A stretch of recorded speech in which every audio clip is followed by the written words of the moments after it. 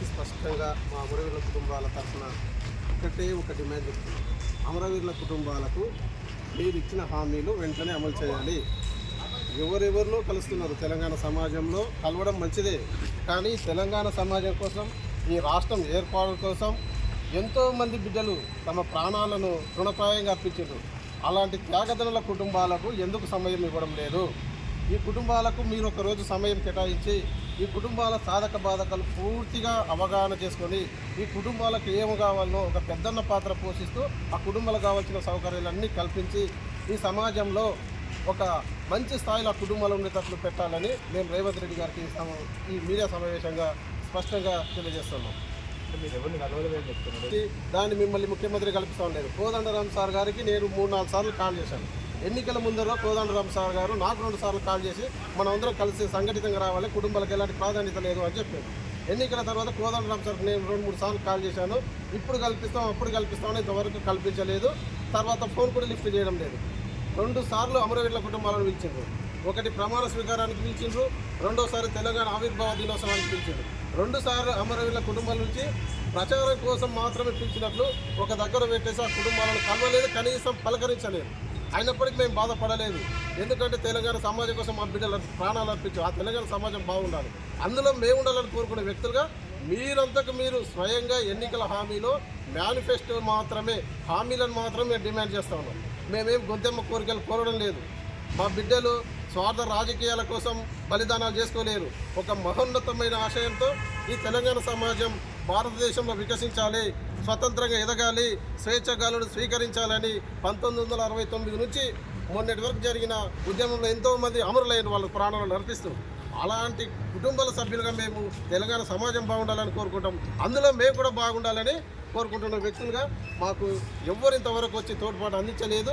గత ప్రభుత్వం ఎలాంటి నిర్లక్ష్యం వహించిందో ఈ ప్రభుత్వం కూడా అలాగే ప్రవర్తిస్తున్నది. అందుకోసమే పాలమూరు బిడ్డగా మా అన్న రేవంత్ అన్నకు ఒకటే మేము విజ్ఞప్తి చేస్తున్నాం. మీరు పాలమూరు బిడ్డనే, నేను పాలమూరు బిడ్డనే. పాలమూరు బిడ్డలతో పాటు అనేక జిల్లాల బిడ్డలు ఉన్నారు. మనకి ప్రాంతాన్ని కాకుండా ఒకటే జిల్లా అనే ఉద్దేశంతో సంబోధిస్తున్నట్టే మాకు ఒకరోజు అవకాశం ఇవ్వండి. మా యొక్క బాధలు మీరు పూర్తిగా వినండి. ఎంతోమందికి న్యాయం చేస్తున్న మీరు మా కుటుంబాలకు న్యాయం చేస్తారనే ప్రగాఢమైన విశ్వాసం మాకున్నది. కాబట్టి మీరు ఒకరోజు మాకు టైం ఇవ్వండి. ఇస్తామంటున్నారు, ఇవ్వట్లేదు. కాబట్టి మేము ఒక్కరోజు టైం ఇచ్చి మీరు ఇచ్చిన హామీలు నెరవేర్చాలని మేము కోరుతున్నాం. ఎలక్షన్ల ముందు కోదండరాం కాల్ చేసినారు, ఎలక్షన్ల ముందు మీరు కాంగ్రెస్ పార్టీ పనిచేసారా? లేదు, ఆ విధంగా కాదు. మేము ఎన్నికల ముందు కాంగ్రెస్ పార్టీ కోసం అమరవీరుల కుటుంబాలు పనిచేయాలని కోదండరాం అడగలేదు, ఆ విధంగా లేదు. కాకపోతే ఈ దశాబ్ది ఉత్సవాల్లో భాగంగా అమరవీరుల కుటుంబాలను అప్పటి ప్రభుత్వం విస్మరించింది. కాబట్టి మేము అంతా అమరవీరుల కుటుంబాలను హక్కున చేర్చుకుంటున్నాము. రాబోయే తరంలో అమరవీరుల కుటుంబాలకు సముచితమైన గౌరవం ఇస్తాము సమాజంలో అనే ఉద్దేశంతో చేసారు. ఎన్నికల గురించి చేయలేదు. కాబట్టి వాళ్ళు కోరుకున్న ప్రభుత్వం వచ్చింది కాబట్టి అట్లే అమరవీరుల కుటుంబాలకు అదే గౌరవం ఇవ్వాలని కోరుతున్నాం.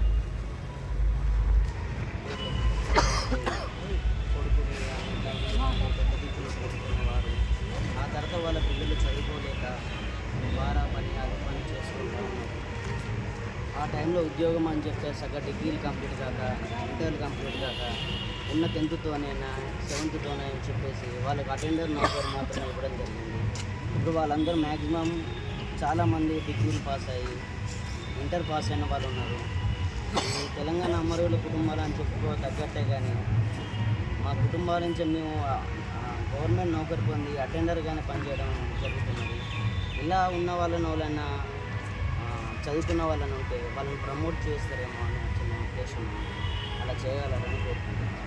ఎందుకు ఏర్పాటు చేసుకున్నామంటే, మనకు తెలంగాణ రాష్ట్రం వచ్చినప్పటి నుండి గత ప్రభుత్వం 10 సంవత్సరాలు ఏదైతే పాలన అందించిందో ఆ 10 సంవత్సరాల కాలంలో మాకు మేము ఎన్నో ప్రయత్నాలు చేసాం. గౌరవనీయులు మాజీ ముఖ్యమంత్రులు చంద్రశేఖరరావు సార్ కలవాలని ప్రభుత్వం, కాంగ్రెస్ ప్రభుత్వం, ఇప్పుడున్న రేవంత్ రెడ్డి ముఖ్యమంత్రి గారు గౌరవనీయులు రేవంత్ రెడ్డి సార్ మాకు ఒక అపాయింట్మెంట్ ఇచ్చి మా అమరవీరుల కుటుంబాలు ఏదైతే రాష్ట్రం కోసం ప్రాణాలు అర్పించిందో మా కుటుంబ సభ్యులు వారి ప్రాణాలు అర్పిస్తే ఈరోజు కొంతమంది మాత్రమే వాళ్ళ పేర్లు మాత్రమే వాళ్ళకి వస్తున్నాయి. అలా కాదు, గౌరవనీయులు ముఖ్యమంత్రి సార్కి మేము ఒకటే విన్నవిస్తున్నాం. రాష్ట్రంలో 1200 మంది అమరవీరుల కుటుంబాలు, ఈ కుటుంబాల సభ్యులు వాళ్ళు త్యాగం చేస్తేనే వాళ్ళ త్యాగాల పైన ఈ రాష్ట్రం అవతరించిందని గౌరవనీయులు పెద్ద మనుషులు, గౌరవ పెద్దలు కానీ ప్రభుత్వంలో ఉన్న వాళ్ళు గుర్తించి 1200 మంది కుటుంబ సభ్యులని వాళ్ళని పిలిచి అప్పుడున్న ప్రభుత్వం 1200 మంది అని చెప్పింది, గంటాపద కొట్టింది.